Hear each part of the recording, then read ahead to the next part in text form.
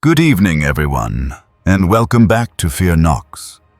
This is the hour when the halls breathe on their own, and the lights seem to wait for something. Red LEDs blink in rhythm with the boiler. The PA rack hums a single note, and out past the windows, the bus lot mirrors the dark sky. Tonight, we ride the Dalton highway, through the Brooks Range, whiteout across the passes, frost heave knocking under the cab, reflective posts flashing, and then not. We're following mile markers that appear twice. CB calls from a handle retired for years, orange beacons that wake only while you're moving, and GPS readouts that slide a half-mile sideways before snapping back. Cameras ghost, clocks jump 7 minutes, and a brake ramp shows footprints, with no inbound track. Subscribe and tap the bell. It helps these stories find you first before they reach anyone else. Like and leave a comment. Tell us where you're watching from. We read everyone. We share new true horror stories every night. Real, regional, and quietly disturbing. So if you're here tonight, you'll want to be here tomorrow too. You'll hear them here first. Nowhere else. All right, let's get into it.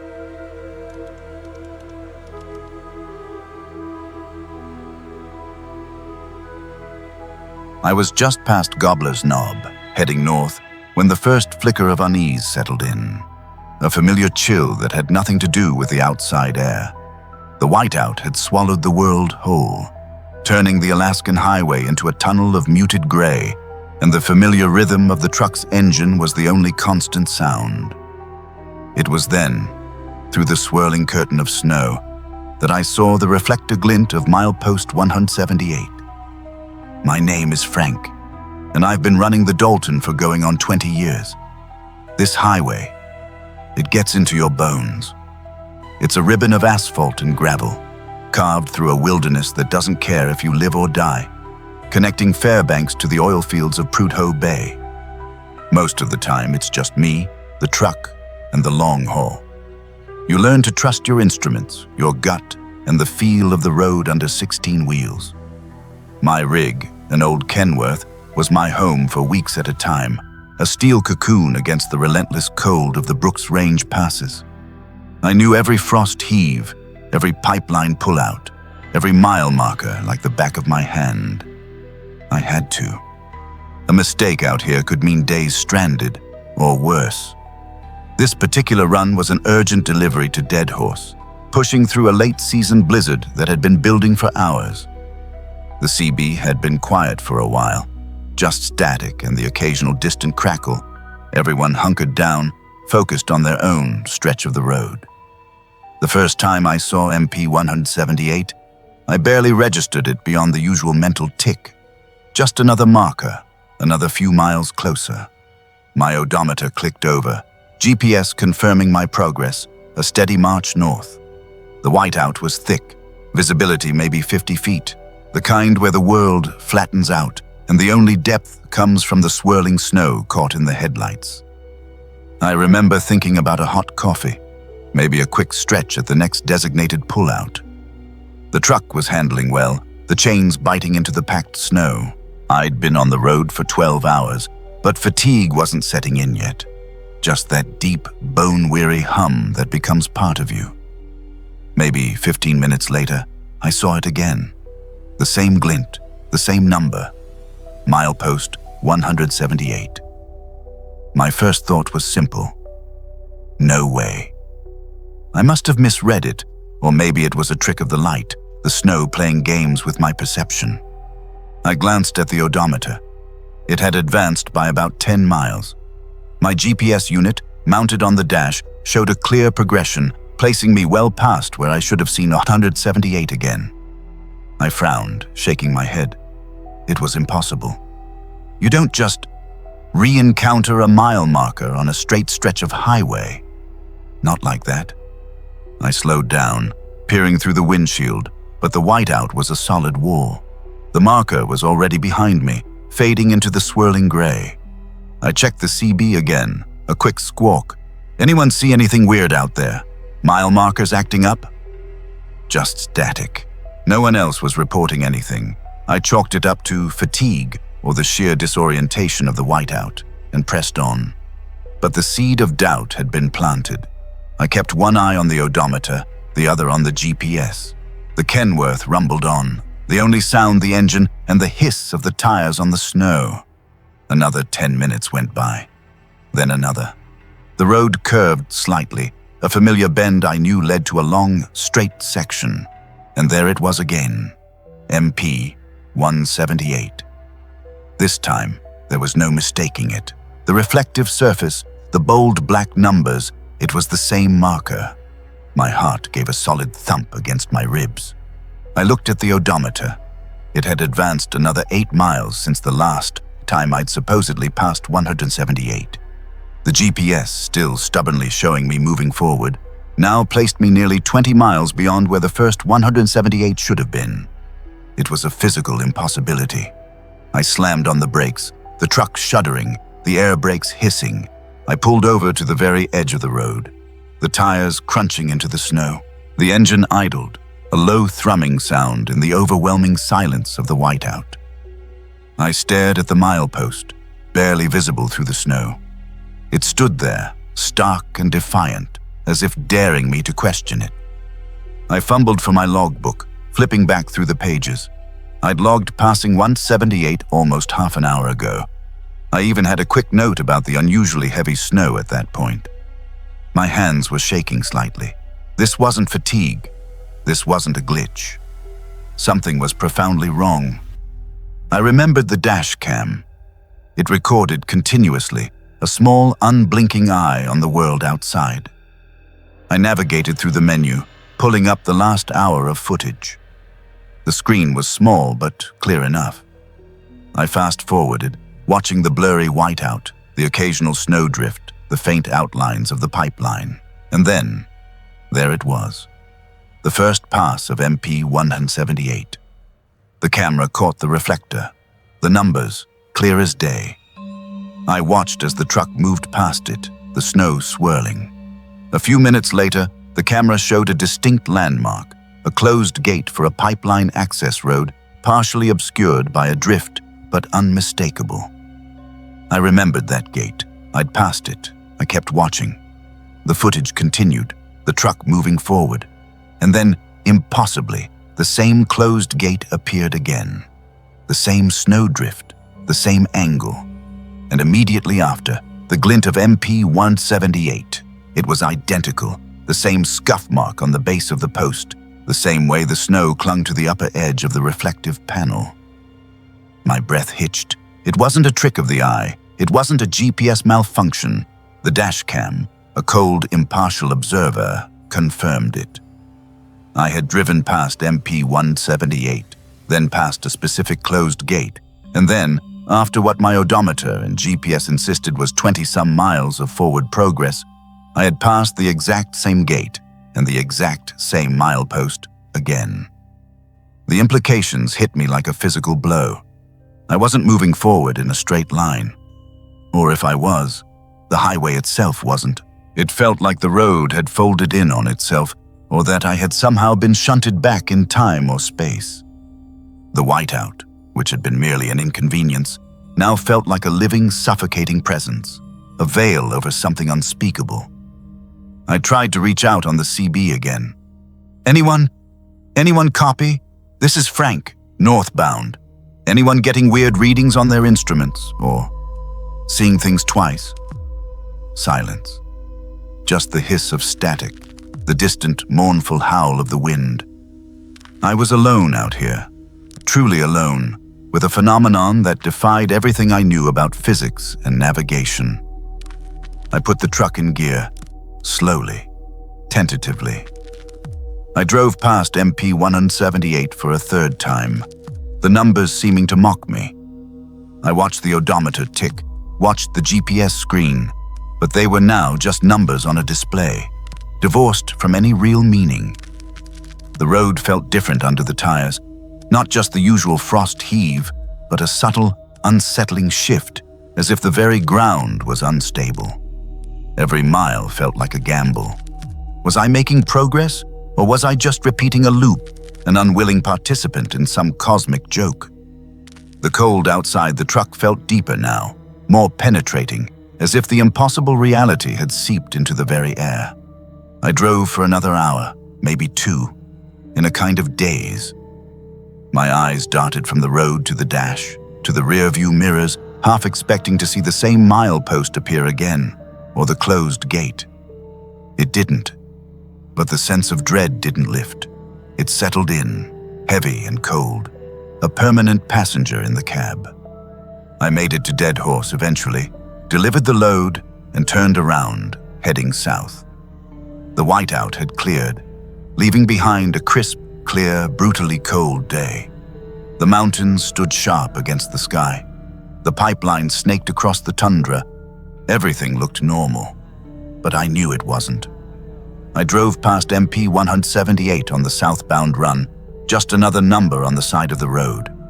But this time, I didn't just see it, I felt it. A cold, quiet certainty that for a brief, terrifying window, the familiar, predictable world had unraveled. I never reported it. What would I say? The highway folded in on itself? They'd send me home, take my license.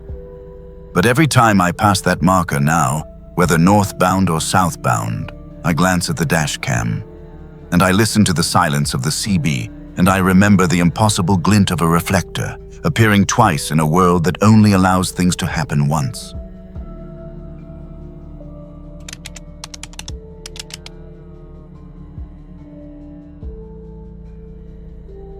I was just doing my routine check-in, leading the southbound convoy, pushing hard against the wind.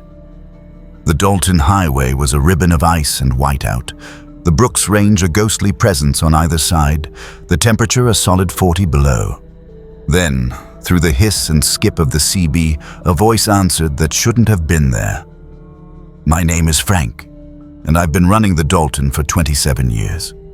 Most of that time, I've been a convoy lead, guiding everything from oversized pipeline components to critical supply runs up and down the spine of Alaska.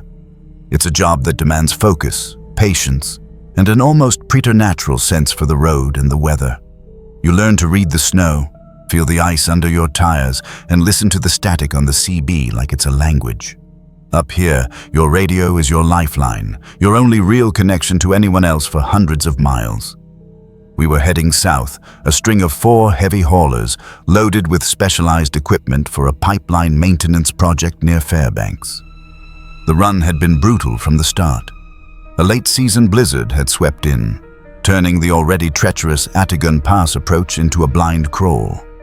Visibility was down to 0 in places, and the frost heaves were punishing, rattling the rigs and our teeth.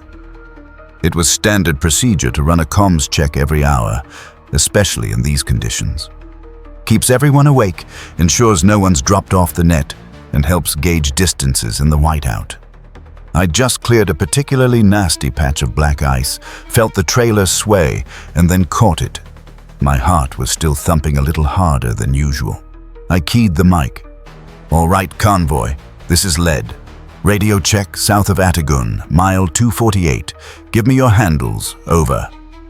The usual crackle followed, then the first reply. 2, Rattler, solid 5 by Lead, over. Good, Rattler was a rookie, but he was holding his own. 3, Grizzly, loud and clear, Lead, over. Grizzly, reliable as always. Then a longer pause than usual. I waited. 4, Kodiak, still here, barely, over. He always had a flair for the dramatic Kodiak. That was everyone. I was about to confirm when another voice cut through the static, distinct and unmistakable. Iceworm, 5 by 5, over. The air in my cab went cold. Not the 40 below cold seeping through the door seals, but a different kind. A sudden, internal chill. I froze, my hand still on the mic. Iceworm. That was the handle of a driver named Billy Jenkins. He'd rolled his rig off a grade just a few months prior, not far from here, maybe 30 miles back north, near one of the pipeline pullouts. It was a bad one. Nobody survived. His handle had been retired out of respect, a silent agreement among us. No one would ever pick it up again.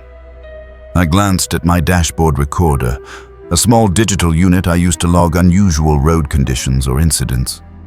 It was running, it always was. I keyed the mic again, my voice a little tighter than I intended. "Say again last. Who was that? Over." More static. Then, a faint repeat, almost swallowed by the hiss. "Iceworm. Over." This time it sounded thin, like it was coming from a long way off or through a bad connection. I heard Rattler's voice, a nervous tremor in it. "Lead, did you hear that?" Grizzly chimed in, his usual calm gone. "Yeah, Rattler, we all heard it." Kodiak was silent, which was more unnerving than anything. My mind raced, trying to find a logical explanation. Atmospheric skip? A prank? Someone new to the road, disrespecting the dead? But no one on the Dalton would do that, not with Iceworm. I pushed the thought down, forced myself to focus on the road. All right. Probably some skip or a bad connection. Let's keep moving. Stay tight. Over. We drove in silence for a few minutes, the only sound the roar of the engine and the whine of the tires on the ice. The whiteout was relentless. I could feel the unease radiating through the convoy, even over the radio. About 15 minutes later, as we were grinding up a particularly steep incline, the CB crackled again. This time, it was just the handle, clear as day, but with an odd, hollow resonance. Iceworm. No other words, just the handle. Then, a moment later, a faint echo of the same word, but slightly distorted, as if it had traveled a different path, through another repeater, or bounced off the ionosphere at a different angle. It was a time drift, a subtle delay between the two transmissions of the same word. I could almost feel the cold seep deeper into my bones. Rattler's voice came through, high-pitched. "Lead, that wasn't skip. That was right here." Kodiak, usually the stoic one, finally spoke. "He's right. That was too clear for skip, and the echo? It was like it came from behind us." I checked my rear view. Nothing but swirling snow. The road was a featureless white tunnel. I knew the spot where Billy had gone over. It was about 10 miles back. The idea of a signal repeating, drifting in time from that specific location, it was too much. I keyed the mic. "Everyone stay calm. It's just radio anomaly. We're pushing through. Let's make the next pullout for a quick check. Over." My voice sounded steadier than I felt. I kept the recorder running, hoping it was just picking up some weird atmospheric fluke. The next pullout was a wide spot in the road, usually used for truckers to chain up or take a break, offering a slight reprieve from the wind. As we pulled in, the snow seemed to intensify, swirling around the trucks like a living thing. I killed my engine, the sudden silence deafening after hours of rumble. I could hear the wind howl, a high-pitched shriek that seemed to carry something else within it. I stepped out, the cold biting instantly. My breath froze in the air. The other drivers were already out, huddled by Kodiak's rig. Their faces, illuminated by the truck's running lights, were pale. "Lead," Grizzly started. "I don't like this," that voice. It sounded like it was right next to me just now, when we were pulling in. And the echo. It was almost like two different voices saying the same thing, a second apart. Rattler was shivering, not just from the cold. I heard him say cold, just before we stopped. Did anyone else get that? We stood there, listening to the wind, the crunch of snow under our boots. No one had heard cold but Rattler, but the dread was palpable. I looked at the recorder in my hand. It was still on. I needed to get us moving. Back in my cab, the heater blasting, I tried to rationalize. The Brooks range passes were notorious for unusual radio conditions. The mountains, the deep valleys, the extreme cold, it could all play havoc with signals, but the time drift, the clear repetition across what felt like two different pathways, that was new. I started the engine, felt the familiar vibration. "All right, convoy, we're moving out. Stay focused. Let's get through this. Over." We pulled back onto the Dalton, the whiteout thickening even further. It felt like we were driving through milk. I was relying entirely on my road sense, the subtle shifts in the feel of the truck, the faint outline of the snow berms. Then, through the CB, clear as if he was in the passenger seat, came the voice. "Left the road. Can't see. The ice." It was Billy. Iceworm. His voice was strained, filled with a desperate urgency, and the time drift was more pronounced this time. The first transmission was sharp, immediate. The second, a few seconds later, was fainter, more distorted, as if struggling to break through. It was like hearing him die, twice. A gasp from Rattler. Kodiak swore. Grizzly was silent. My hands tightened on the wheel.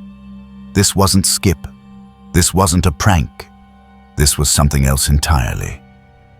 "Iceworm," I said, my voice barely a whisper, not even keying the mic. "Billy, what are you trying to tell us?" The next transmission was a garbled mess of static and a guttural sound, like a cry for help swallowed by the wind. Then, silence. A heavy, oppressive silence that felt colder than the air outside. The whiteout was now absolute. I couldn't see the hood of my own truck. The world had shrunk to the glowing green of my dashboard and the faint hiss of the CB. My mind was racing, trying to process what I was hearing. Was it a warning? Was he reliving his last moments, somehow broadcast across the airwaves, or was something else using his voice, playing a cruel trick? Suddenly, a jolt. My rig lurched violently to the left, the tires fighting for grip on something slick and unseen. For a terrifying moment, I thought we were going over, just like Billy. The trailer jackknifed, throwing me hard against the seatbelt. I wrestled the wheel, stomped the brakes, felt the ABS kick in. The whole convoy was a mess of screeching metal and groaning air brakes. I heard Rattler yell, "Lead! What was that?" Kodiak's voice, rough with fear. "Almost lost it. Felt like the road just dropped out." I managed to bring my rig back under control, heart pounding like a drum against my ribs. We were still on the road somehow. I peered through the windshield, seeing nothing but snow, but I knew with a certainty that chilled me to the bone that we had just passed over something, or through something, and it had been Iceworm's warning, or his presence, that had caused it. The rest of the drive was a blur of hypervigilance and silent dread. The CB remained quiet, save for our occasional terse check-ins. The whiteout eventually began to thin as we descended from the higher passes, giving way to a gray, overcast sky. We reached the next checkpoint, a small camp at the foot of the Brooks Range, and pulled in, exhausted and shaken. The other drivers looked at me, their faces etched with the same unspoken terror. Nobody mentioned Iceworm directly, but the silence spoke volumes. Later, in the quiet of my bunk, the heater barely taking the edge off the persistent cold, I pulled out the recorder. I rewound the audio, my finger hovering over the play button, the hiss, the skip, the crackle of the CB, and then, through it all, Billy's voice. "Iceworm, 5x5, over." And then, the echo, the time drift, his desperate pleas. "Left the road. Can't see. The ice." I listened to it again and again, the sound filling the small space, each word a cold whisper in the vast, empty night. The recording ended with the garbled cry, then the sudden, terrifying lurch of my truck. The voice was still there, trapped on the digital file. A phantom signal riding the same storm band, forever echoing across the frozen passes of the Dalton.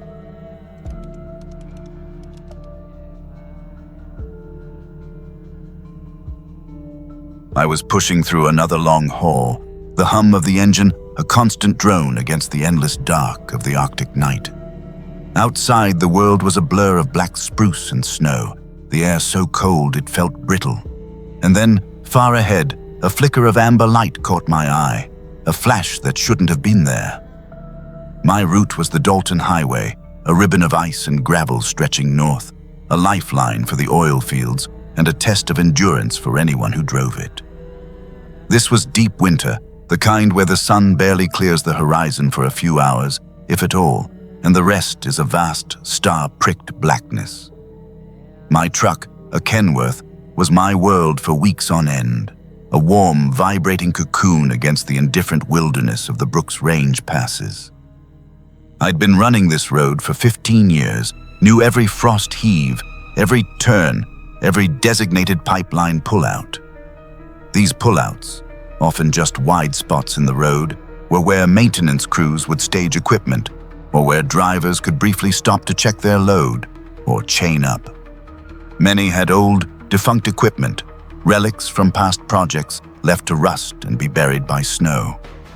My dash cam was always running, a silent witness to the monotonous beauty and the sudden dangers of the highway.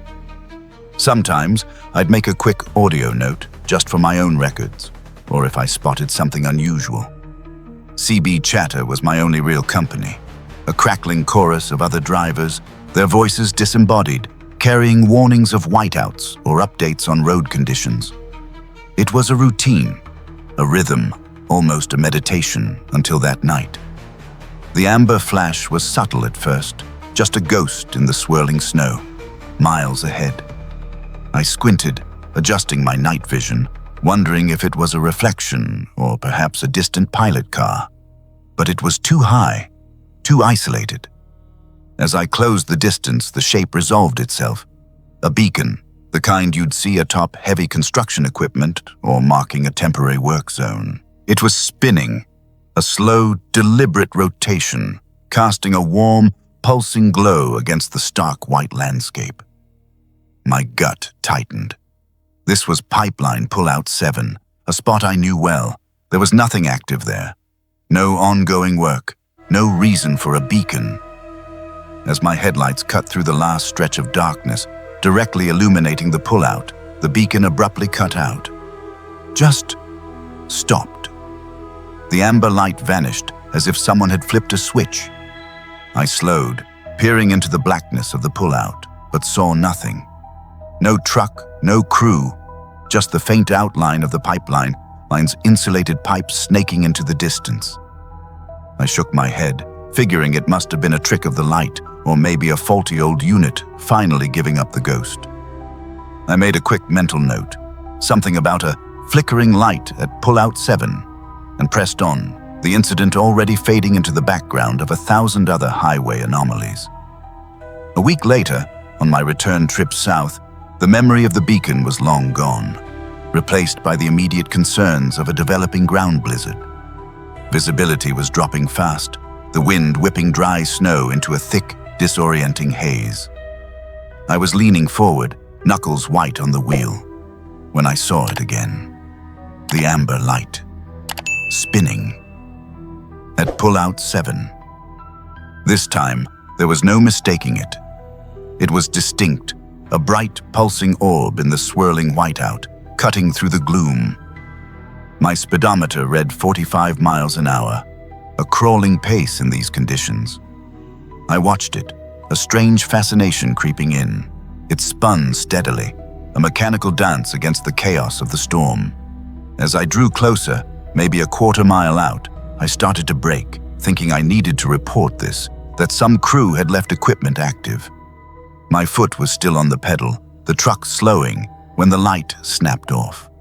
Just like before. One moment, a clear, rotating beacon, the next, absolute darkness. I eased off the brake, my rig still rolling, and peered into the pullout. Nothing, no light, no movement.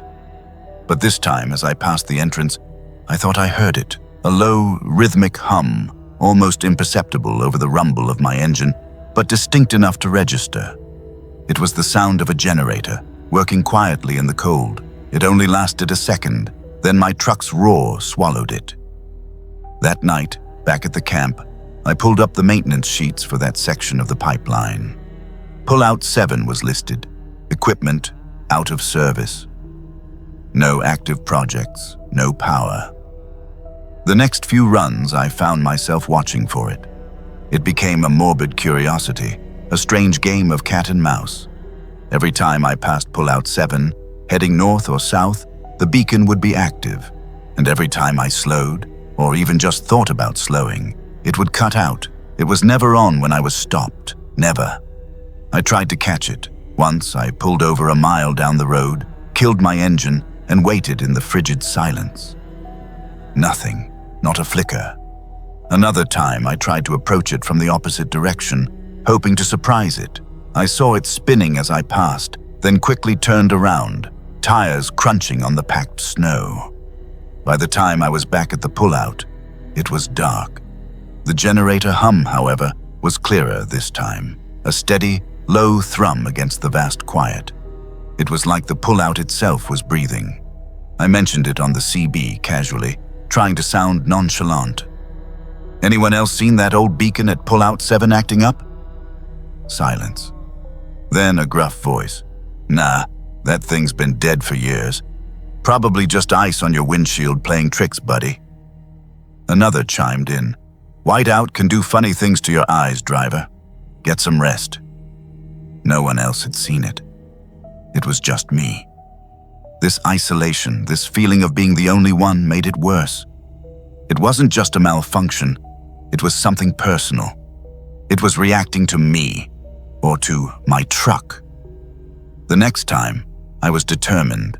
I had my handheld camera ready, a small rugged unit I used for documenting road conditions or equipment issues. As I approached Pullout 7, the amber light was there, a steady, hypnotic pulse. I kept my speed, aiming to pass, but this time I didn't slow. Instead, I drove into the Pullout, my tires kicking up snow, and slammed on the brakes, killing the engine in one swift motion. For a split second, the beacon was still spinning, its amber light washing over the front of my truck, illuminating the dashboard.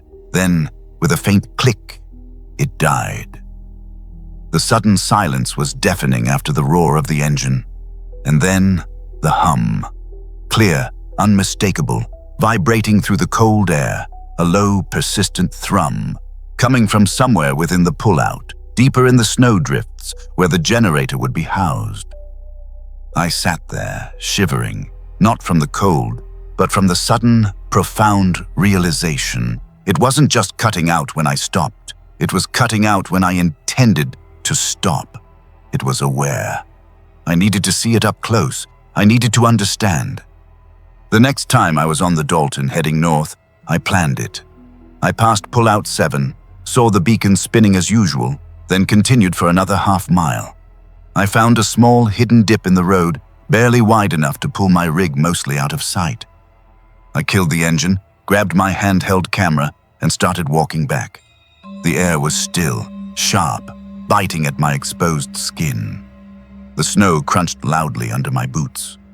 I moved slowly, deliberately, using the sparse trees and snowdrifts for cover. The hum of the generator was growing louder now, a low, steady thrum that seemed to vibrate in the very ground beneath my feet.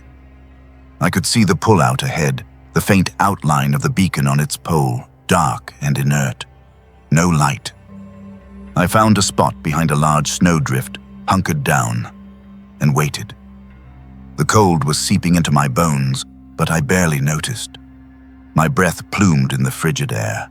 Minutes crawled by, stretching into an eternity. Then, in the distance, I heard the rumble of an approaching truck, a northbound rig. I pressed myself deeper into the snow, camera ready. The truck was a dark silhouette against the faint glow of the northern horizon, its headlights carving a path through the twilight. As it drew abreast of Pullout 7, the beacon exploded into life. A blinding, fiery amber, cutting through the gloom, spinning with a low mechanical whir. The truck rumbled past, its driver oblivious, a distant flash of taillights disappearing into the north. But the beacon didn't stop. It continued to spin and spin. It spun for too long. The truck was long gone, the highway empty again, but the beacon kept turning, casting its eerie amber light across the snow, across the dormant pipeline, across my face where I stood frozen in the drifts. Then, slowly, almost imperceptibly, the whirring shifted in pitch, and the beam, the focused, rotating beam of light, began to turn. It wasn't following the road, it wasn't scanning for traffic, it was turning towards me. Slowly, deliberately, the amber light swept across the snow, across the trees, until its full, blinding intensity was fixed on my position, pinning me in its gaze. The generator's hum, usually a distant thrum, now felt like it was vibrating inside my own skull, a deep, resonant pulse in the frozen, silent world. I didn't wait. I scrambled back, clumsy in my heavy gear, my heart hammering against my ribs. I didn't look back until I was safely in my cab, the engine roaring to life, the warmth of the heater a welcome, if temporary, shield. I drove away from Pullout 7, not daring to glance in my rearview mirror. The image of that turning amber light seared into my mind. I still drive the Dalton, still pass that section of the highway. Sometimes, in the periphery of my vision, I think I catch a faint flicker of amber, a ghost in the vast darkness. But I never look directly. And sometimes, when the wind howls just right, or the engine hums at a certain frequency, I can almost hear that other hum, the one that vibrates in the cold, silent air.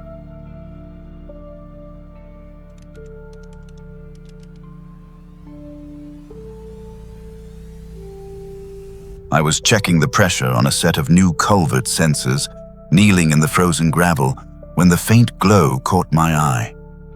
It was midnight, deep in the Brooks Range, and the heavy overcast pressed down, swallowing what little ambient light bled from the distant pipeline. The way sign, nearly a mile up at the brake check, was illuminated, a soft, pulsing orange halo against the absolute black. My name is Mark, and I've been a DOT tech on the Dalton for nearly 15 years. My job is maintenance, mostly. Keeping the road sensors calibrated, the way stations operational, the remote weather stations sending data back to Fairbanks. It's a lonely stretch of highway, even by Alaskan standards. The Brooks Range passes are notorious for whiteouts, sudden temperature drops, and the kind of frost heave that can swallow a sedan whole. You learn to respect the road, and you learn its rhythms. One of those rhythms is that a way sign, especially a solar-powered one, doesn't just light up on its own. Not at midnight, not with zero traffic, and certainly not under a sky so thick it felt like a blanket of lead. The way signs are simple enough. A solar panel charges a battery, which powers the display. Induction loops buried in the asphalt detect the weight and number of axles passing over them. If a truck exceeds limits, the sign illuminates, displaying a warning or directing them to a physical way station further down the line. But this one, at mile 210, just north of the Chandalar Shelf, was different. It was a standalone unit, designed only to display an advisory for southbound traffic to use lower gears on the upcoming grade. It didn't even have full weighing capabilities, just a basic sensor array to confirm vehicle presence. That's why the glow was so unsettling. No trucks had passed in over an hour. My own truck was the only vehicle within sight, parked off the shoulder, its engine idling low. I stood up, brushing ice crystals from my knees. The air was still, carrying the faint metallic scent of diesel fumes and something else. A sharp, clean cold that seemed to cut right through the layers of my parka. I pulled out my thermal monocular, the digital display flickering to life. The sign was definitely active. The orange digits, though too far to read, were clearly visible. I keyed the mic on my CB. Northbound traffic, any southbound at 210 brake check? Over. Nothing but static and the distant, muffled hum of my own engine. I tried again, scanning the empty highway. Any southbound at 210? Way signs lit up. Over. Still nothing. The silence of the CB was almost as loud as the sign's unexpected glow. Most truckers on the Dalton run their radios, even if just to listen. To get no response meant either no one was around or no one was listening. Both were equally unsettling out here.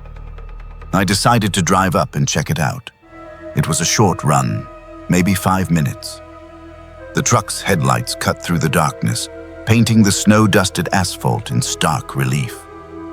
As I approached, the orange glow of the sign intensified, reflecting off the rime ice that coated everything, the guardrails, the roadside markers, even the sparse, stunted black spruce.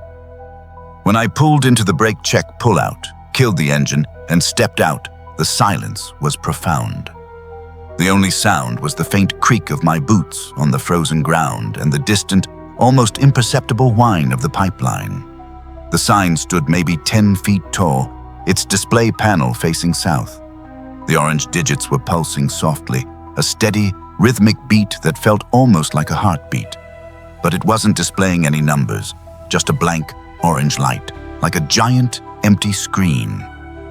I pulled out my handheld diagnostic tablet, linking it to the sign's wireless module. The data streamed in. Battery voltage, solar input, internal temperature, and, crucially, sensor activation logs. The battery was at 85%, consistent with the low solar input under heavy overcast. Internal temperature was the 25 degrees, normal, but the sensor activation log, it was empty. Not a single vehicle event recorded in the last 12 hours. Yet the sign was drawing power, actively illuminating. It was an impossibility. The logic gate for illumination required a sensor trigger. It was hardwired. I walked closer, my breath pluming in the frigid air. The display panel was covered in a thin, intricate layer of rime ice, delicate fern-like patterns etched across the glass. As I watched, a strange thing happened. The patterns shifted, not rapidly, but slowly, almost imperceptibly, as if an invisible hand was tracing new designs. It wasn't the wind, because there wasn't any. The air was dead still. It was like the frost was reacting to something, growing and receding in specific areas, creating new textures. I pulled out my camera, snapping a few photos, the flash momentarily blinding me. When my vision returned, the patterns had changed again, forming what looked almost like streaks, the kind of streaks left by airflow over a vehicle, but without the vehicle. It was as if phantom trucks were passing, leaving their invisible wake on the frozen glass. I spent another hour there, huddled in my truck, watching the sign. The orange glow remained constant, the frost patterns on its face continuing their slow, silent dance. I checked the battery log again. It showed a steady discharge rate, consistent with the sign being active, but still, no sensor activations.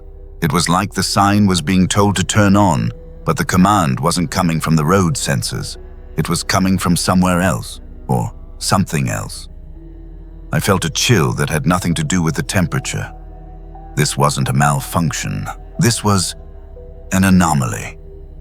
Reluctantly, I drove back to my staging area, a small insulated cabin at a pipeline pullout a few miles south.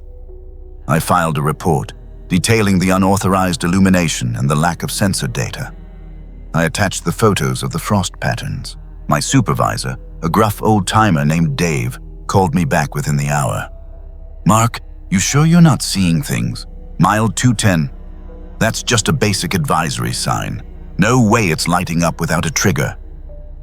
I assured him I wasn't. He told me to go back out at first light, run a full diagnostic, and if necessary, pull the panel for inspection. First light on the Dalton in late November is more of a suggestion than a reality.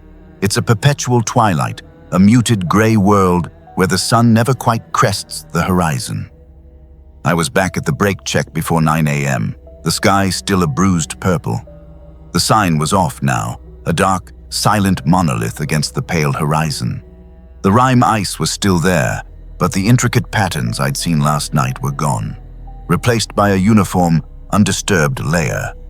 It was as if the sign had simply reset itself. I spent the next 2 hours running every diagnostic I had. I checked the induction loops in the road, the wiring harness, the control board. Everything tested perfectly. The solar panel was charging, the battery was holding. There was no short, no loose connection, no sign of tampering. It was as if the event from last night had never happened, leaving no trace except for my own observations and the photos on my camera. I even tried to force the sign to illuminate through the diagnostic tablet, simulating a sensor trigger. It worked flawlessly, displaying a generic heavy load message. But the system log still showed no record of any organic activation last night. As I was packing up, a faint, high-pitched hum began to emanate from the sign. It was barely audible, a vibration more than a sound, like a swarm of very distant bees. I pressed my ear against the metal casing. The hum seemed to be coming from deep within the display panel itself, a low, resonant thrum that vibrated through the cold steel. It wasn't the sound of an electrical fault. It was too steady, too deliberate. It felt like something was active inside, even though the sign was off. Then, slowly, the rime ice on the display panel began to shift again, not melting, but reforming, growing new, delicate tendrils. It started from the center, spreading outwards, forming the same streaking patterns I'd seen the night before. But this time, the sign wasn't even lit. The patterns were forming in the absolute darkness of the dormant display. I took more photos, my hands shaking slightly. This was beyond anything I could explain. A solar sign, off, yet generating patterns on its frozen surface as if invisible traffic was passing. I felt a prickle of unease crawl up my spine. I backed away, my eyes fixed on the sign. The hum continued, a silent, internal process. It felt like I was witnessing something that wasn't meant for human eyes, a hidden mechanism of the cold, dark world.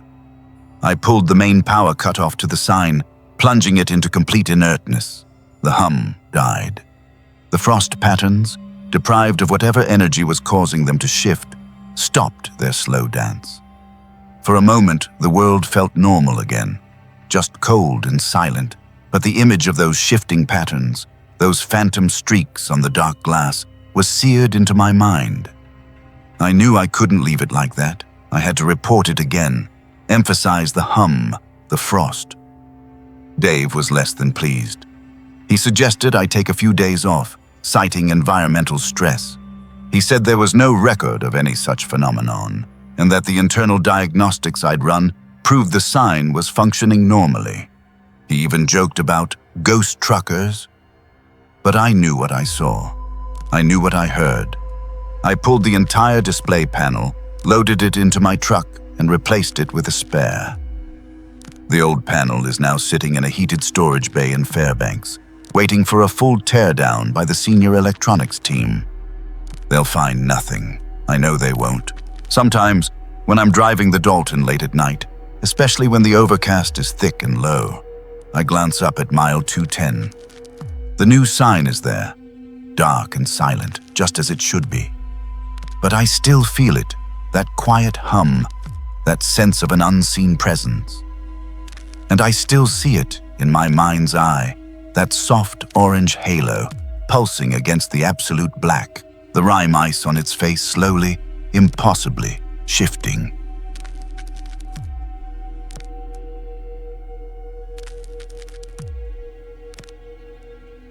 I was behind the wheel, pushing the rig north, when the first faint sound reached me, a subtle, rhythmic knock from somewhere beneath the cab. It was late winter on the Dalton highway, the kind of day where the sky bled into the snow and the world outside was a swirling, opaque white. My name is Mark, and for 15 years I've hauled everything from pipe sections to perishable goods up and down the spine of Alaska.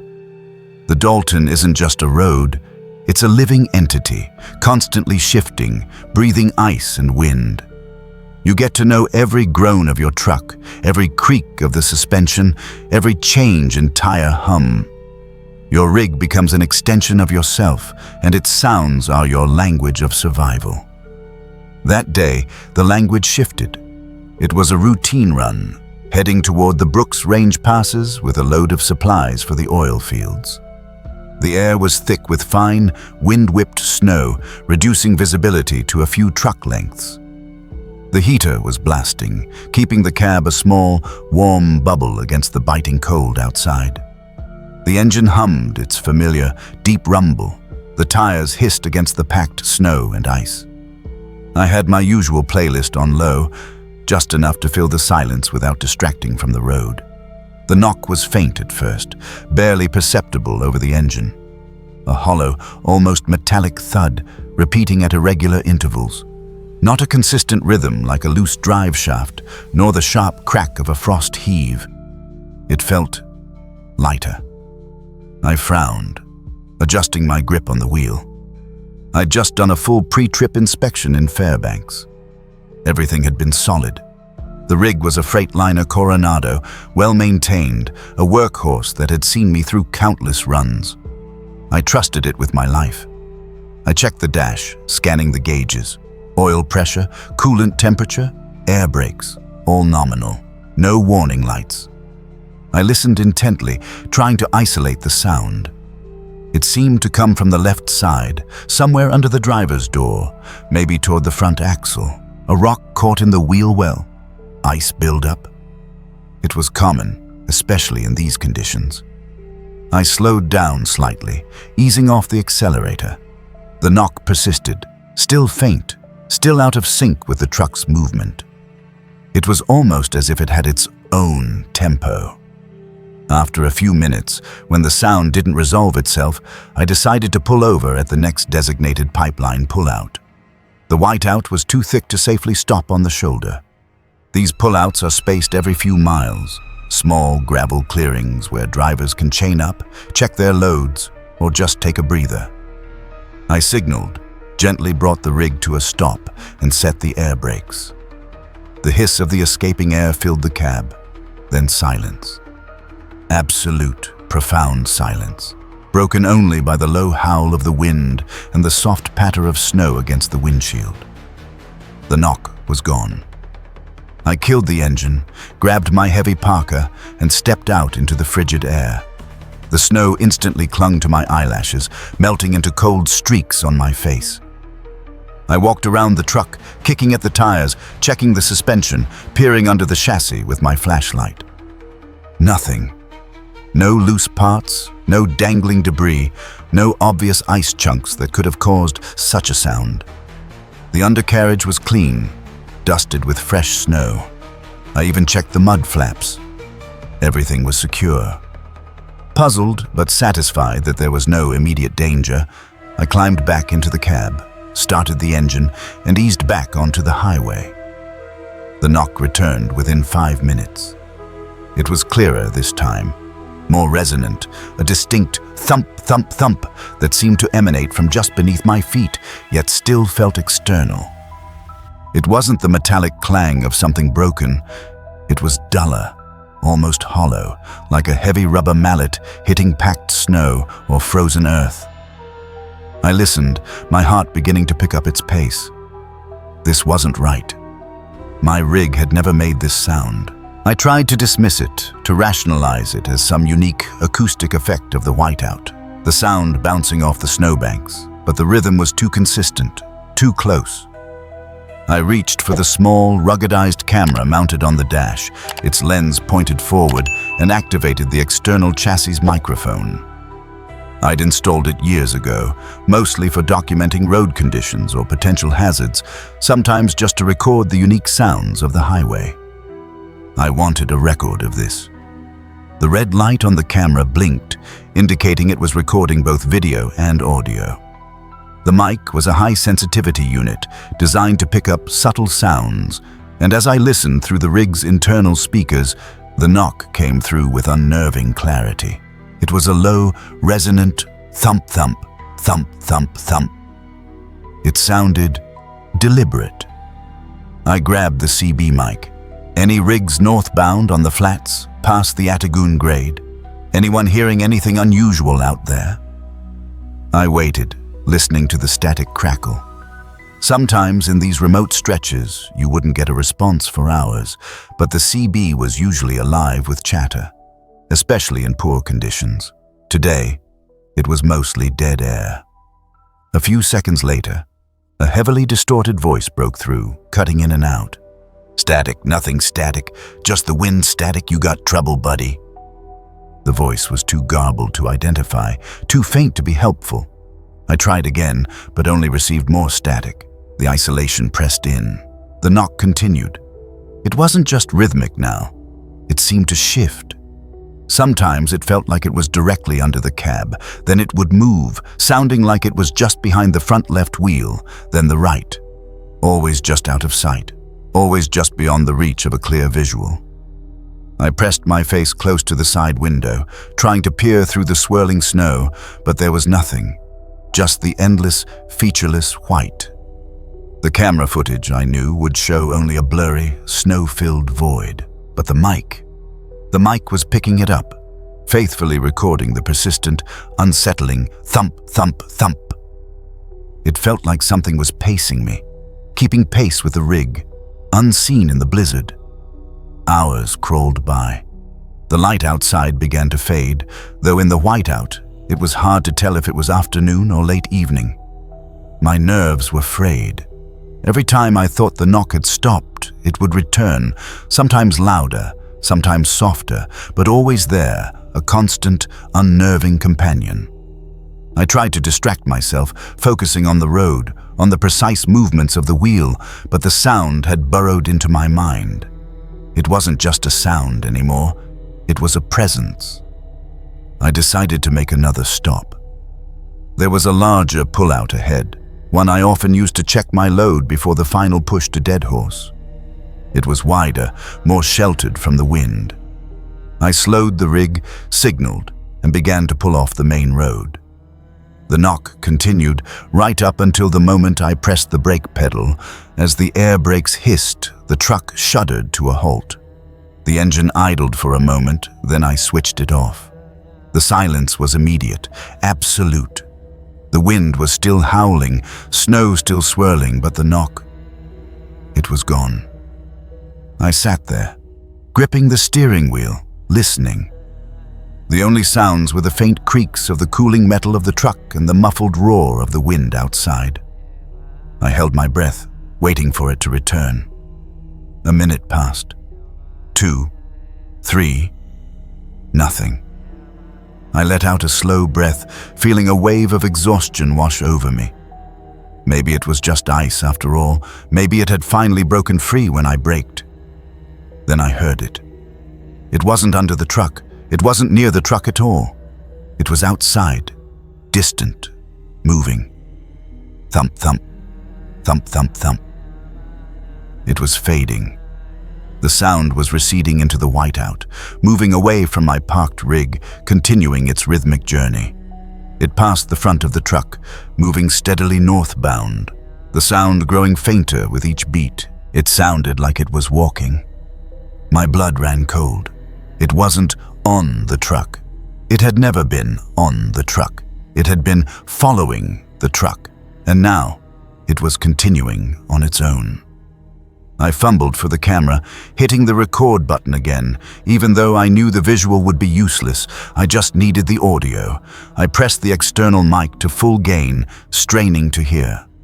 The faint thumps continued, growing more and more distant, swallowed by the vast, empty expanse of the blizzard.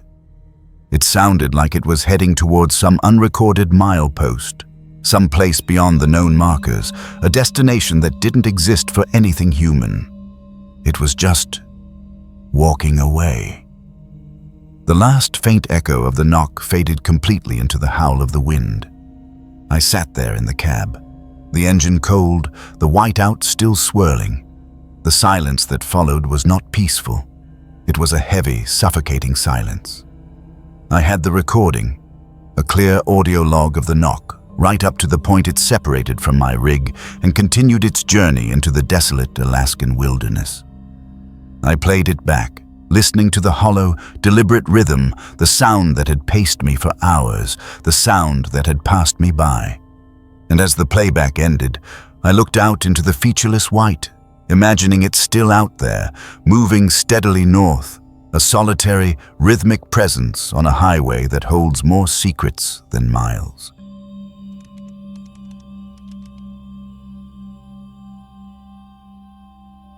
I was checking a junction box near mile 237. the cold seeping through my insulated gloves even as the sun began its low arc across the Brooks Range, when the lights along the pipeline segment ahead began to pulse, not randomly, but in a slow, deliberate wave. It was just past noon, but the light was already fading, that long, weak Arctic twilight that stretches for hours in late November, and the air was sharp, biting at any exposed skin, the kind of cold that makes metal feel brittle under your touch.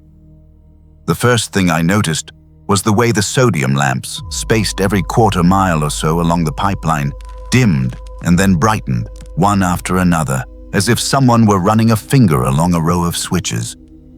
My job as a pad electrician out here on the Dalton wasn't glamorous, but it was essential.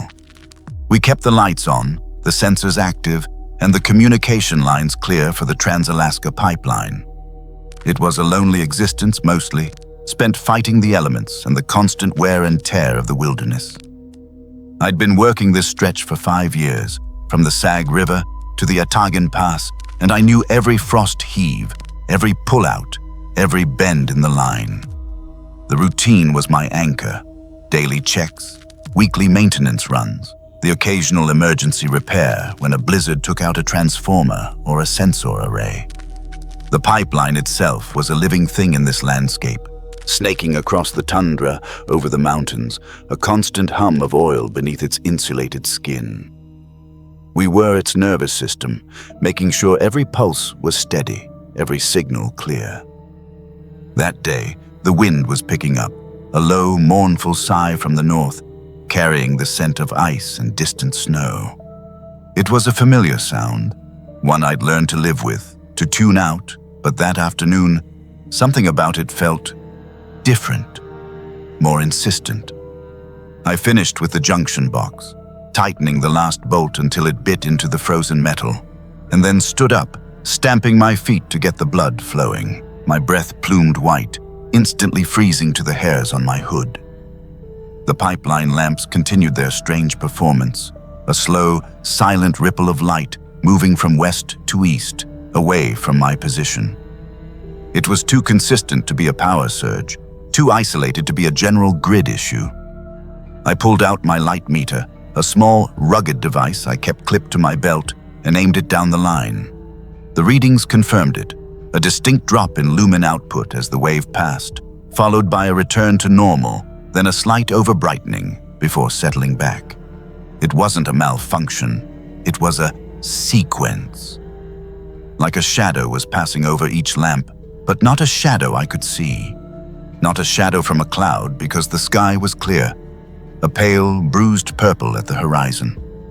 Not from a truck because the highway was empty, stretching out like a black ribbon across the white expanse. The wind was still howling, a steady force against my left side, yet this invisible wave of dimming lights was moving against the wind's direction. That was the first real irregularity, the first break in the predictable monotony of the Dalton. I called it in, a routine report of unusual light sequence, section Charlie 7, over the satellite phone. The dispatcher, a gruff woman named Brenda, who'd heard every excuse and anomaly under the Arctic sun, just grunted. "Log it, Mike. Probably a sensor glitch. Cold does funny things to those old units." I logged it, but I didn't believe it. I knew these units. They failed. They didn't choreograph.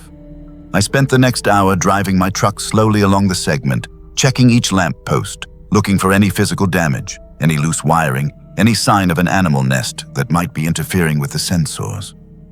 Nothing. The poles were solid, the lamps encased in thick, ice-resistant glass, humming faintly in the cold.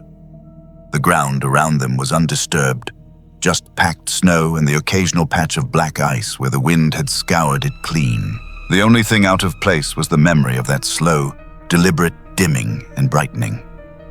Later that afternoon, as the true darkness began to settle, I was at a small pullout near mile 249, checking the telemetry on a flow sensor. The dashboard lights of my truck cast a warm, orange glow, a small island of comfort in the vast, encroaching black. I had the CB on, just for background noise, the usual static broken by the occasional crackle of a trucker's voice, mostly complaints about frost heaves or ice patches. That's when it happened again. This time, I wasn't actively looking for it, but the change was undeniable. The distant sodium lamps, visible as a string of pearls against the dark, began their slow dance. Dim, bright, normal. Dim, bright, normal. Moving steadily from west to east, the same direction, the same unnatural rhythm.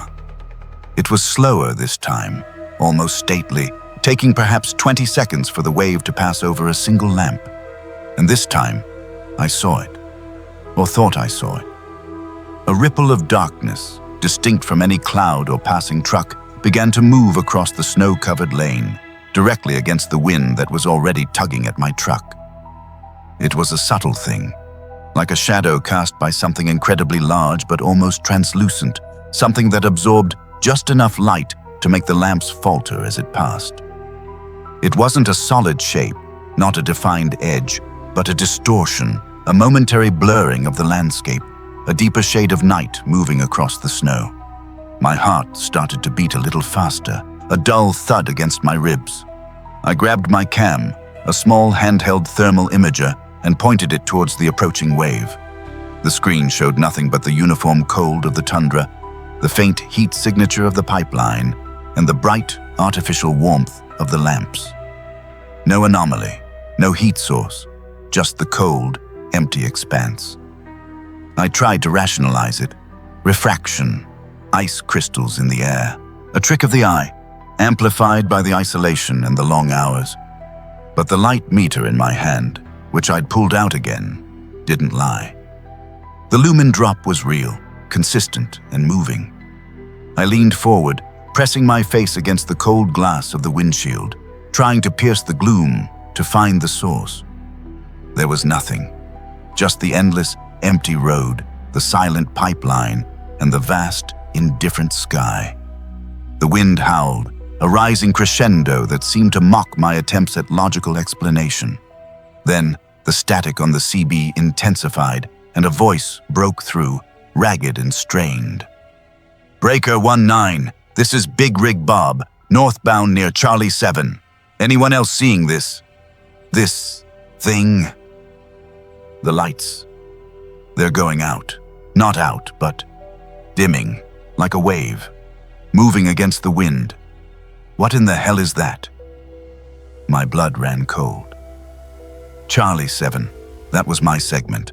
That was where I'd first seen it. Big Rig Bob was 12 miles west of me, heading north, just entering the section I'd left. He was seeing the exact same thing, at the exact same time, moving in the exact same direction. 12 miles apart. No way a local atmospheric phenomenon could be that precise, that widespread, and that coordinated. I grabbed the mic, my hand trembling slightly. "Big Rig Bob, this is Mike, pipeline maintenance. I'm seeing it too, mile 249. Started near 237. There was a long pause, filled with static and the sound of Bob's heavy breathing. You're seeing it? Now," he finally managed, his voice a low growl of disbelief. "It just passed me. Heading your way, then." That was the moment the dread truly settled in. It wasn't a glitch, not a trick of light. It was real, and it was moving towards me. The wave of dimming lights, that invisible shadow, was closing in. I could see it now, a subtle darkening on the horizon, a deeper shade of black against the already profound night. It wasn't fast, maybe 20 miles an hour, but it was relentless. I watched, mesmerized and terrified, as the string of pipeline lamps ahead of me began to react, one by one. The lamp at mile 248 dimmed, then brightened, then settled. Then 248.5, then to 9. The one directly above my truck. I could feel it then, not a physical touch, but a pressure. A sudden drop in the ambient light that made the world feel heavier, denser. The wind, which had been a constant presence, seemed to falter for a moment, a sudden, unnatural hush falling over the landscape, only to pick up again with renewed fury as the shadow passed. My light meter screamed a low digital alarm, its readings plummeting to near zero, then spiking, then settling. The cam, still pointed out the window, showed nothing, just the cold. I sat there, frozen, until the last lamp behind me had cycled through its strange performance. The silence that followed was profound, deeper than any silence I'd ever known on the Dalton. It was the silence of something having passed, something vast and unknowable, leaving only the memory of its presence. The pipeline hummed on, a faint vibration under the frozen ground. The wind picked up again, a constant, mournful sigh, carrying the scent of ice. I stared out into the darkness, straining to see, to understand. But there was nothing. Just the endless road, stretching north into the black, and the dim, steady glow of the sodium lamps, now back to their normal, unwavering brilliance, as if nothing had ever happened. But I knew better. And somewhere, 12 miles west, Big Rig Bob knew it too. We were just two solitary voices in the vast, empty expanse. Two witnesses to a shadow that defied explanation, a silent sweep of darkness that left only the chill of its passing. And sometimes, even now, when the wind howls just right, I still catch myself looking at the pipeline lamps, waiting for them to dim.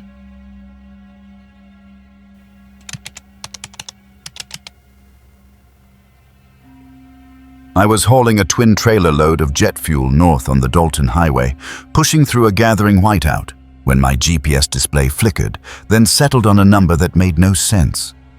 The digital readout for the next mile marker, usually a precise countdown, now showed 0.6 miles to go, even as I was passing the physical post for that exact mile on the shoulder. My route was a familiar one, a relentless push from Fairbanks up to Deadhorse. It was mid-January, meaning the sun was barely a rumor, a low smear of dull light that never fully cleared the horizon. The temperature gauge had been sitting steady at -40 for hours, the kind of cold that turns breath into instant crystals and makes the air itself feel brittle. I'd been driving the whole road for 12 years, enough time to know every frost heave, every pipeline pullout, every twist through the Brooks Range passes, and certainly every mile marker. This wasn't my first whiteout either. The snow was coming down thick, driven by a steady east wind that scoured the road surface, piling drifts against the pipeline and reducing visibility to a few truck lengths. The world outside the cab was a monochromatic blur of white and gray, the only solid shapes the dark ribbon of asphalt and the occasional orange marker pole. My truck, a Kenworth W900, was a comfortable, if noisy, cocoon, filled with the low rumble of the Cummins engine, the hiss of the air brakes, and the constant, low chatter of the CB radio. That radio, usually a lifeline of information and companionship, was now just another source of background noise, a distant conversation about road conditions ahead, half lost in static. When the GPS first showed the discrepancy, I figured it was a satellite dropout, a momentary glitch in the signal. It happened sometimes, especially in the more remote stretches, or when passing under certain power lines. I glanced at the physical mile marker pole, its reflective strip barely visible through the swirling snow, then back at the screen. The numbers on the GPS held firm. 6 miles until the marker I was just passing. I shook my head, chuckled to myself. "You're off, old girl," I muttered, tapping the dash-mounted unit. I kept driving, expecting it to self-correct. It didn't. For the next 10 minutes, every mile marker I passed, every single one, was met with the GPS displaying 0.6 miles until that marker. It was like the truck was driving through a warped section of road, or the GPS was stuck in a tiny constant loop of anticipation. I tried resetting the unit, powering it off and on. No change. The 6 offset persisted. My internal clock, the one that tracked the rhythm of the road, felt utterly disoriented. I was on the North Slope Flats now, the vast, featureless expanse after the Brooks Range, where the only landmarks were the pipeline snaking alongside the road and the occasional, almost identical, Pullout. In this kind of visibility, with nothing but white on all sides, the GPS was supposed to be my absolute, unimpeachable guide. And it was lying. A low, persistent static began to bleed through the CB radio, overriding the usual chatter. It wasn't the crackle of a weak signal, but a deeper, almost rhythmic hum, like a distant, struggling machine. I tried adjusting the squelch, but it made no difference. Then, through the static, a voice cut in, familiar.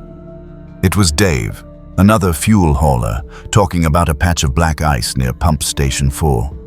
I'd heard this conversation before, maybe an hour or so ago.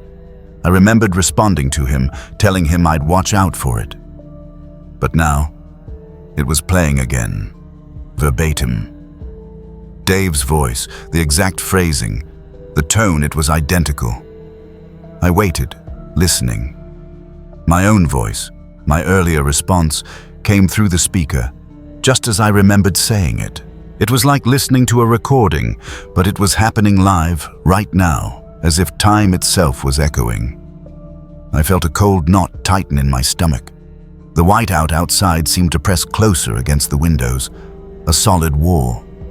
I tried to rationalize it. Maybe a skip in the radio waves, an atmospheric anomaly, but the GPS was still reading 0.6 miles off, stubbornly, consistently. I checked my dash cam. It was recording, a silent, monotonous log of the white blur ahead. I felt an urge to review the footage, to see if anything else was out of place, but I couldn't take my eyes off the road. The snow was so thick now that the edge of the asphalt was almost indistinguishable from the shoulder. The only way I knew I was still on the road was the faint vibration of the tires on the pavement and the occasional glint of a buried reflector. The feeling of isolation intensified, no longer just a physical distance from civilization, but a perceptual one. My instruments, my senses, my very understanding of time and space felt compromised. The static on the CB intensified, then abruptly cleared. The conversation about Pump Station 4 faded, replaced by the usual disjointed flow of trucker talk. I glanced at the GPS. The 6-mile offset was gone. It was reading accurately again, ticking down precisely with each passing physical marker. A wave of relief, cold and sharp, washed over me. I took a deep breath, my hands tight on the wheel. Then I noticed the dash clock. It was 7 minutes fast. 7 minutes. I stared at it, unblinking. It had been perfectly synchronized with my phone and the company's dispatch clock when I started my shift. Now, it was ahead. 7 minutes that had simply vanished or been added or somehow rearranged. And then, through the CB speaker, clear as a bell, came Dave's voice again. "Watch out for that black ice near Pump Station 4, buddy. Sneaky stuff." And then my own voice, my exact response from earlier, just as I remembered it, the entire exchange verbatim for the third time. The cold knot in my stomach returned, tighter this time, a slow, creeping dread. It wasn't a glitch. It wasn't a skip. Something had happened. For 20 minutes, my truck had been driving through a segment of time that was out of sync, a stretch of road that didn't quite align with reality. I drove the rest of the way to Dead Horse in a strange, detached silence. The whiteout eventually broke, revealing a vast, flat landscape of wind-scoured ice and snow under a pale, indifferent sky.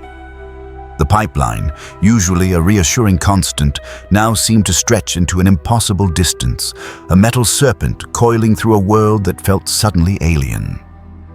I kept thinking about those 7 minutes, those impossible 0.6-mile offsets, the repeating conversation.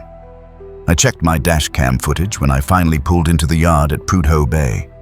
The video showed nothing unusual, just 20 minutes of unchanging whiteout, the road ahead a ghostly blur. No jumps, no skips, no visual anomalies. But the audio log from the CB, when I reviewed it later, clearly had those three identical conversations, separated by the exact same stretches of static, and then the return to normal. The memory of it still sits with me, a quiet, unsettling certainty.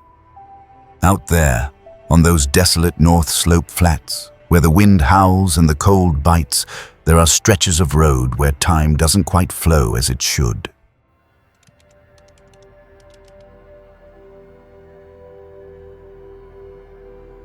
I was running my usual route, the big Cat D8 pushing a wall of fresh powder off the Dalton, when the first flicker of something wrong caught my eye. It was deep winter in the Brooks Range, the kind of cold that turns breath instantly to ice crystals, and the landscape was a canvas of endless, blinding white. Just ahead, where the emergency ramp for runaway trucks angled up from the main road, I saw them, fresh footprints, stark against the untouched snow. My name is Frank, and for the better part of 25 years, the Dalton Highway has been my office.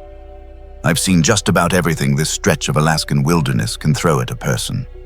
Blizzards that drop visibility to zero, frost heaves that can swallow a tire whole, and the kind of isolation that makes a man talk to himself for days on end. My job, especially in winter, is to keep the road clear. That means long shifts, often alone, with nothing but the rumble of the engine, the hiss of the hydraulics, and the occasional burst of static from the CB radio for company.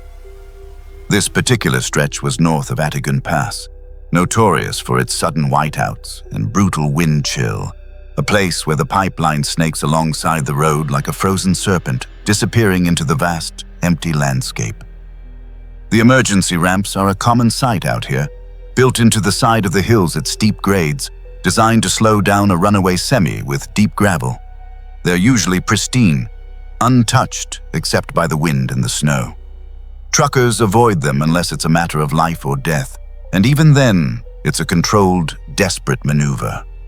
They're not places for casual strolls. So, when I saw those tracks, clear and distinct, leading straight up the ramp, my first thought was confusion. It wasn't a truck. These were clearly human prints. And the strangest thing, there was no inbound track. No vehicle tire marks leading to the ramp's mouth, no footprints leading from the highway onto the ramp. They just started, already heading uphill. I slowed the plow, the big diesel engine groaning in protest as I eased off the throttle. The crunch of the snow under the heavy treads quieted, replaced by the soft hiss of the air brakes. I pulled over to the shoulder, the plow blade still angled, a wall of fresh snow piled high beside me. Cutting the engine was always a jarring experience out here. The immediate, profound silence that followed was heavy, almost physical. The only sound was the faint creak of the cooling metal and the steady, rhythmic thumping of my own heart against my ribs. I grabbed my thermal imager and my handheld anemometer from the dash. Habit. Always check. Always be prepared. Stepping out into the cold was like walking into a freezer. The air bit at my exposed skin, instantly numbing. I pulled my face mask tighter, the fabric already stiff with frozen breath. The snow crunched under my boots, a sound that usually felt familiar, comforting in its regularity. Today, it just amplified the silence. I walked over to the base of the ramp. The prints were undeniable.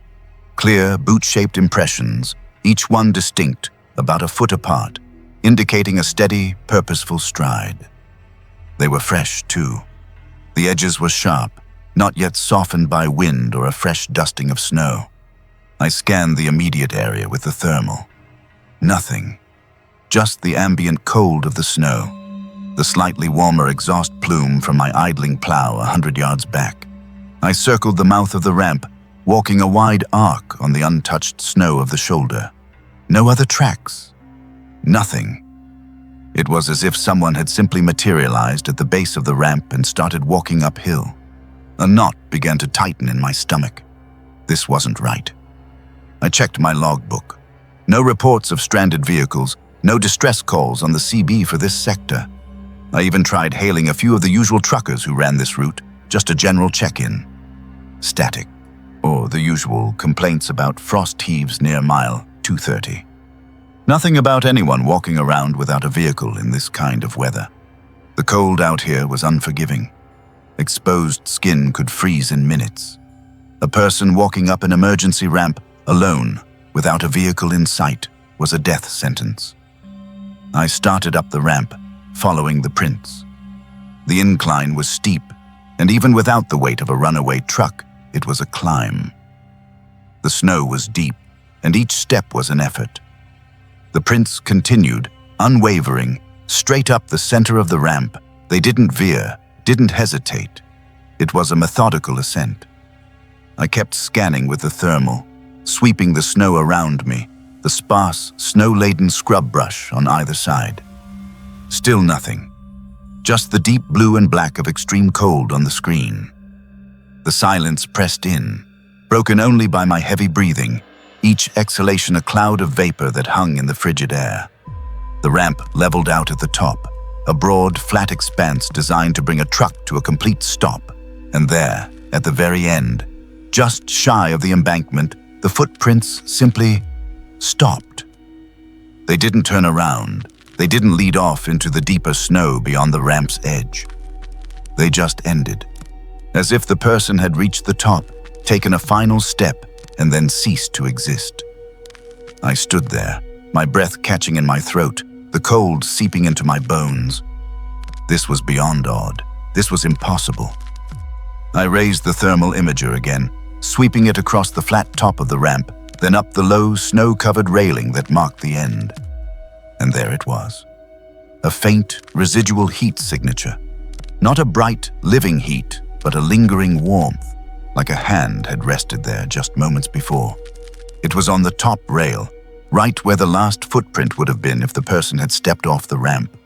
The signature was weak, dissipating quickly in the sub-zero air, but it was there, a ghostly orange glow against the deep blues and purples of the cold. My anemometer, which I'd clipped to my parka, registered almost no wind, less than 2 miles per hour, a dead calm. Yet, the heat was vanishing, and the snow around the final print was undisturbed, not a single scuff mark to suggest a struggle or a fall. I stood there for what felt like an eternity, the bitter cold numbing my face, my mind racing. A person walks up an emergency ramp in the middle of a whiteout, leaves fresh prints, leaves a faint heat signature on a railing, and then simply vanishes. No tracks out, no body, no sign of a vehicle. The CB remained silent, offering no answers, no reports of accidents, no missing persons. The vastness of the landscape, usually a source of quiet solitude, now felt menacing, as if the very emptiness held a secret it refused to give up. Descending the ramp, the prints I had followed now seemed to mock me, each one a stark reminder of an impossible event. Back in the plow, the warmth of the cab felt like a fragile shield against the biting cold and the unsettling reality I'd just witnessed. I started the engine, the familiar roar a welcome sound, pushing back against the unnerving silence. I pulled the plow back onto the highway, the blade biting into the fresh snow, pushing it aside, but my eyes kept darting to the rearview mirror, to the distant, snow-covered slope of the emergency ramp.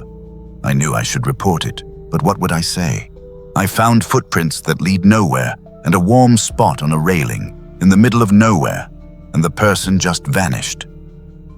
It sounded like the ramblings of a man who'd spent too long alone in the cold.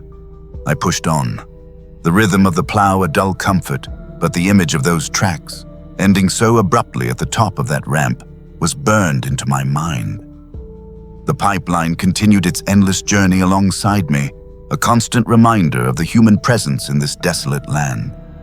But the land itself, the land held its own secrets.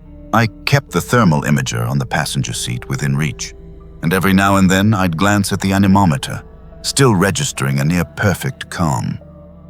The CB crackled, a distant voice complaining about a rough patch near Galbraith Lake. The usual. But for me, the Dalton had shifted. It wasn't just a road anymore. It was a place where things could simply disappear, leaving nothing but a lingering warmth and a profound, chilling silence. and the crunch of snow under boots that left no trace of where they'd come from.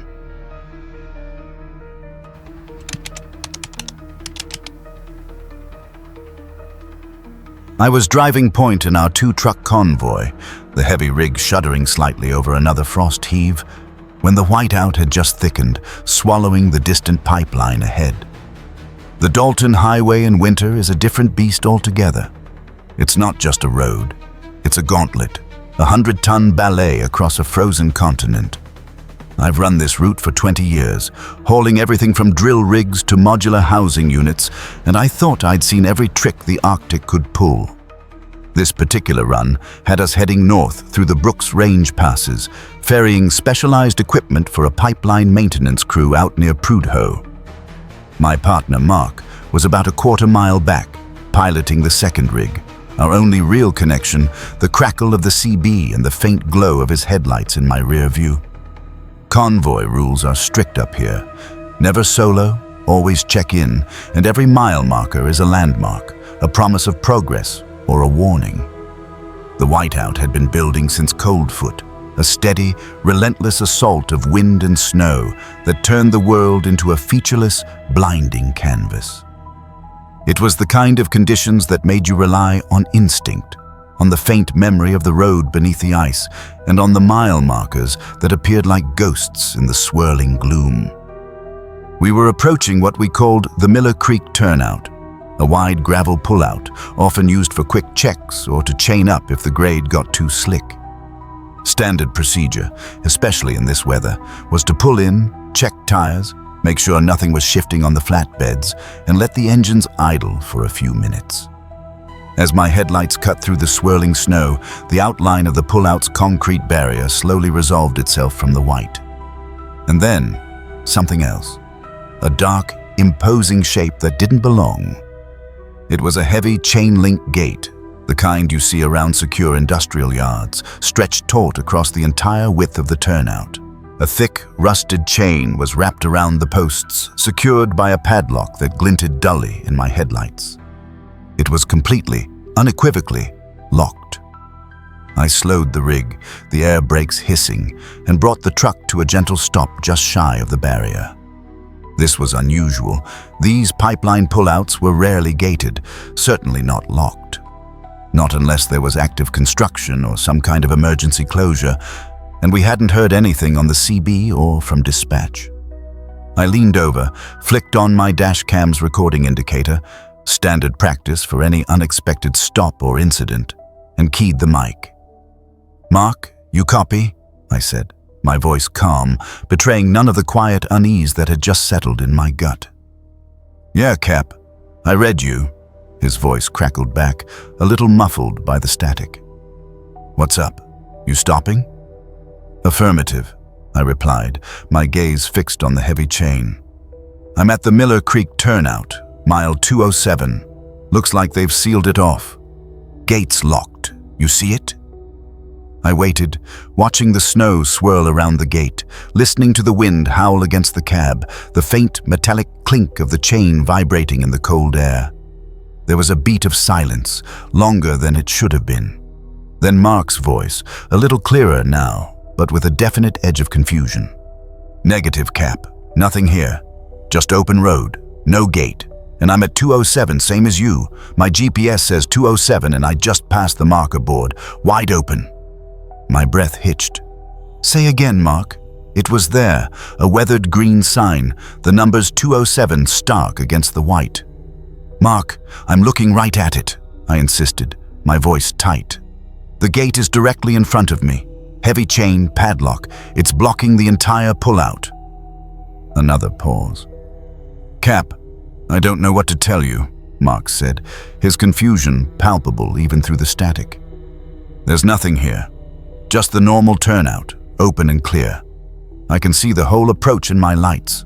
No gate, no chain, nothing." A cold dread began to creep in, colder than the wind outside. This wasn't just a miscommunication. We were at the same mile marker, according to both our GPS units and what we thought we were seeing, but experiencing two entirely different realities. "Okay, Mark, I said, trying to keep my voice steady. "Pull up beside me. Let's compare notes. And bring your dash cam footage with you." It took him another 10 minutes to reach me. The whiteout hadn't eased. I could hear the rumble of his engine approaching, then the hiss of his air brakes as he pulled up parallel to my rig, his headlights cutting through the swirling snow. We both killed our engines, the sudden silence punctuated only by the relentless wind and the creak of cooling metal. We climbed out, huddling between the two massive trucks, the biting wind whipping at our faces, snow instantly coating our jackets. "Show me," I said, pointing to his dash cam unit. We reviewed my footage first, right there on the small screen. It was undeniable, a clear, steady shot of the heavy chain-link gate, the rusted chain, the glint of the padlock, the faded 207 on the mile marker board just to the left of the turnout entrance. The timestamp on the footage was perfectly synchronized with my truck's internal clock. Then we switched to Mark's camera. His footage, recorded at the exact same time according to his synchronized dashcam clock, showed a completely different scene. The pullout was there, yes, but it was wide open, unobstructed. No gate, no chain, no padlock, just a clear, snow-dusted gravel path leading off the highway. And on his footage, the mile marker board, visible for a brief moment as he passed, clearly displayed the numbers 205. My mind reeled. "Wait," I said, my voice barely a whisper against the wind. "Your camera shows 205, but you told me you were at 207. Mark frowned, his face tight with confusion. "I was. My GPS said 27, and when I passed that marker board, it looked like 207. It looked like the Miller Creek turnout. I swear it did." We climbed back into my cab, needing the warmth and the relative quiet to process this. We pulled up both recordings again, side by side on a small tablet I kept for logs and maps. My footage, mile 207, a locked gate, the chain clinking faintly in the wind. Mark's footage, mile 205, an open clear pullout. Yet, we were parked next to each other. And when Mark had arrived, he had pulled up to my location, which was undeniably mile marker 207. We even got out again, walked back a few paces, and confirmed the physical marker board next to my truck clearly read 27. There was no other marker nearby. The cold wasn't just outside anymore. It was seeping into my bones, a deeper chill than the Arctic had ever given me. How could his camera, at the same recorded time, show a mile marker 2 numbers different from mine and an entirely different physical reality when he had just driven to my location? And how could his GPS have told him he was at 207 when his physical marker on his own footage was 205? This wasn't a glitch in one system, it was a fundamental rupture in reality. The highway, usually a predictable ribbon of asphalt and ice, suddenly felt alien beneath us. The whiteout, which had been a familiar adversary, now felt like a shroud, concealing something far more unsettling than just poor visibility. We weren't just seeing different things, we were, for a brief, impossible moment, in different places at the same time, experiencing the same mile marker as 2 distinct points on a road that should have been fixed. It was as if the very fabric of the Dalton had momentarily folded in on itself, or stretched, or simply shifted. We stood there for a long time, the engines idling, the wind howling around us, the CB radio silent except for the occasional burst of static that sounded like phantom whispers. There was no explanation, no logical sequence of events that could account for what we had just witnessed. The only thing we could do was keep moving. We pulled out, slowly, back onto the main track. The whiteout, as if on cue, began to thin, revealing the vast, indifferent landscape of the Brooks Range, the distant, snow-dusted peaks looming like silent sentinels. I kept glancing in my rearview mirror at Mark's truck, then back at the road ahead. The mile markers blurred by, each one a question. Was this the right one? Was I even on the same road as Mark anymore? Or had we just passed through a place where the numbers and the land itself could momentarily forget where they were supposed to be? The wind continued to howl, a constant, mournful sound, and every now and then, carried on its breath, I thought I could hear it again. The faint, metallic clink of a chain, far behind us, or perhaps just ahead.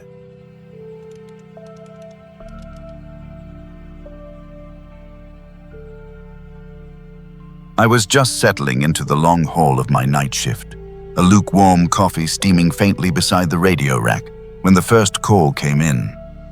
Outside, the Brooks Range passes were swallowed by a deep Alaskan winter night, the air so cold it felt brittle. The only sound the low hum of the server banks and the distant sigh of the ventilation system. A voice, crackling with static, reported a position from a mile marker that should have been utterly silent. My name is Marcus, and for the past 7 years, I've been one of the night dispatchers for a remote logistics operation along the Dalton highway. My office isn't much to look at. A small, windowless room deep within the main compound, filled with the glow of monitors and the quiet hiss of radio traffic. It's a world away from the grinding ice and the endless stretches of road I monitor, but every sound, every flicker on the screen connects me directly to the trucks and heavy equipment working the pipeline corridor. Most nights are a monotonous rhythm of check-ins, weather updates, and the occasional request for a supply run. The highway itself is a beast in winter, a ribbon of asphalt and ice stretching hundreds of miles above the Arctic Circle, notorious for its whiteouts, frost heaves, and the sheer, unforgiving isolation. We run a skeleton crew at night, just a couple of us watching the entire northern section. It's a job that demands vigilance, but mostly it's about patience and a deep, abiding respect for the cold. The radio rack in front of me is a beast of its own, a stack of transceivers, each tuned to a different frequency with a bank of small VU meters that jump and fall with every spoken word. To my right, a wall of CCTV feeds shows various pullouts, staging areas, and critical points along the highway. To my left, a digital dispatch log tracks every piece of equipment, every driver, their last known location, and their current status. Keeping that log accurate is paramount. It's our lifeline, our safety net. The voice that broke the silence that night was calm, professional, a standard check-in. Dispatch, this is Loader 26, reporting in from milepost 211. Pad is clear, waiting for the next push. I blinked, reaching for my keyboard. Milepost 211. I knew MP 211. It's one of the older pipeline pads, a wide gravel staging area that used to be a hive of activity during construction, but it's been mostly dormant for years, especially in winter. My fingers hovered over the keys, a faint prickle of unease starting at the back of my neck. I pulled up the dispatch log for MP 211. The screen showed cold, meaning no active operations, no personnel, no equipment. It had been cold for weeks, maybe months. Loader 26, I transmitted, keeping my voice level. Confirm your location. My logs show MP 211 as inactive. A brief pause, then a faint chuckle, almost lost in the static. Affirmative, dispatch. MP 211. Just finished clearing the access road. Waiting for the fuel truck, then I'll be off to 215. My brow furrowed. There was no fuel truck scheduled for MP 211. There was no loader scheduled for MP 211. I checked the CCTV feed for the pad. The screen showed a swirling vortex of snow, the camera lens almost completely obscured by frost, but through the haze, I could make out the faint, ghostly outlines of the dormant equipment. A few rusted trailers, a snow-covered generator, all motionless. No movement, no lights, definitely no active loader. Loader 26, I tried again, a little more insistent this time. Can you provide a unit number? I don't show any active loaders assigned to MP 211 tonight. Another pause, longer this time. The static seemed to thicken, a low, buzzing hum underneath the voice. Unit 26, the voice repeated, a touch of irritation now. Look, dispatch, it's colder than a polar bear's toenails out here. Just confirm the fuel truck and let me get moving. I felt a cold knot tighten in my stomach, unrelated to the ambient temperature of the room. This wasn't right. I glanced at the other dispatcher on shift, a grizzled veteran named Stan, who was half asleep in his chair, headphones on, monitoring truck movements further south. I didn't want to wake him for what might be a prank, or worse, my own error. "Stand by, 2-6, I said, my voice betraying none of the growing unease. I quickly cross-referenced the call sign. Loader 2-6 was assigned to a different section, nearly 100 miles south, and was currently logged as in maintenance at the main depot. This wasn't just a misidentification. This was impossible. I clicked over to the dedicated yard audio feed for MP211. We have sensitive microphones placed at various remote locations meant to pick up the sounds of approaching vehicles or unusual activity, even when cameras are obscured. I turned up the gain, and the room filled with the faint, ambient roar of the Arctic wind, a low, mournful howl. But beneath it, almost imperceptible at first, was something else. A rhythmic, heavy thrum. A low, guttural rumble. The VU needles on the audio panel for MP211 began to twitch. Not wildly, not like a close-up engine, but with a consistent, underlying pulse. It was the unmistakable sound of a heavy diesel engine idling. A loader, perhaps. The sound was faint, distorted by distance and the wind, but it was there. I stared at the CCTV monitor for MP211 again. Still nothing. Just the swirling snow, the ghost-like equipment, no lights, no movement, no sign of anything generating that deep, rhythmic thrum. The discrepancy was jarring. My eyes darted between the silent video feed and the dancing needles on the audio panel. The sound was real. The image was empty. "Dispatch, Loader 2-6, the voice crackled again, more insistent now. "Any word on that fuel truck? I'm burning through what little I have left." My heart hammered against my ribs. "Loader 2-6, I replied, forcing myself to sound calm. "I need you to confirm your unit number again. We have no record of you at MP211, and I have no visual confirmation of any active equipment on site." The voice on the radio went cold, losing its earlier irritation, replaced by something flat, almost mechanical.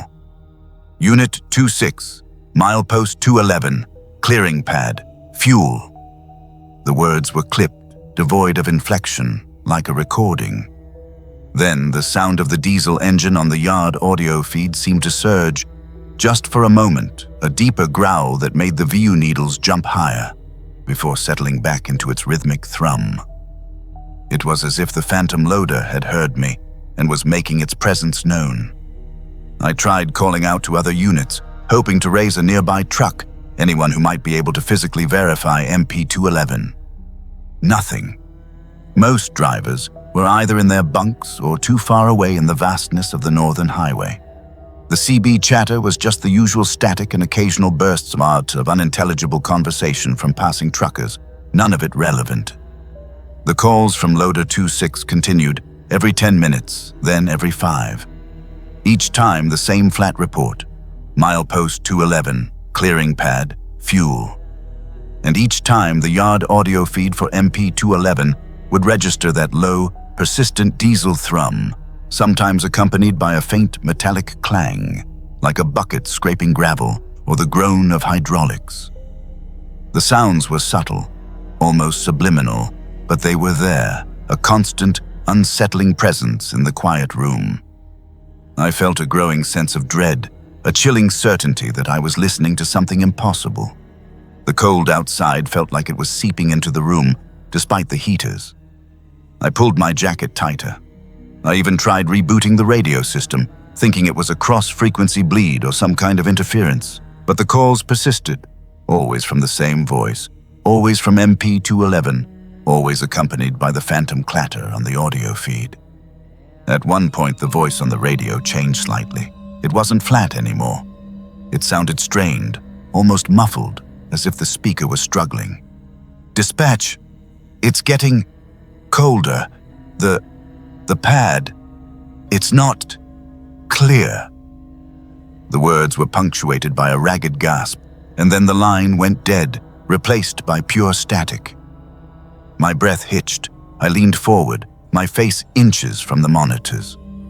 The CCTV feed for MP211 was still a swirling, frosted mess, but for a split second, I thought I saw a flicker of light deep within the haze, a brief yellow glow like a distant headlamp.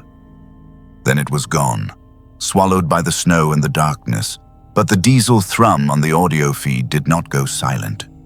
In fact, it grew louder, more distinct. It wasn't just an idle anymore. It sounded like an engine under load, straining, grinding. The metallic clangs became sharper, more frequent, like something heavy being dragged or repeatedly striking frozen earth. The VU needles for MP211 were dancing wildly now, spiking into the red, even though the radio channel was silent. I tried to raise Stan, shaking him gently. "Stan, you hear that?" I pointed at the audio panel, my finger trembling slightly. He pulled off his headphones, blinking awake. "Hear what, Marcus? Just the wind." "The yard audio for MP211, I insisted, my voice low and urgent. "Listen." Stan leaned closer, his brow furrowed. He listened for a long moment, then shrugged. "Sounds like wind to me, kid. Maybe a little interference. Those old mics out there are sensitive to everything." He yawned, rubbing his eyes. "You sure you're not just overtired?" I wanted to scream. How could he not hear it? The grinding, the clatter, the deep, resonant thrum that was now unmistakable. It was as if the sound was only perceptible to me, or perhaps only meant for me. Then, through the grinding, I heard something else on the audio feed. A faint, high-pitched whine, like a stressed servo, followed by a series of sharp, rhythmic thuds. It sounded like the loader's bucket was slamming down, over and over, on something incredibly hard, something that wouldn't break.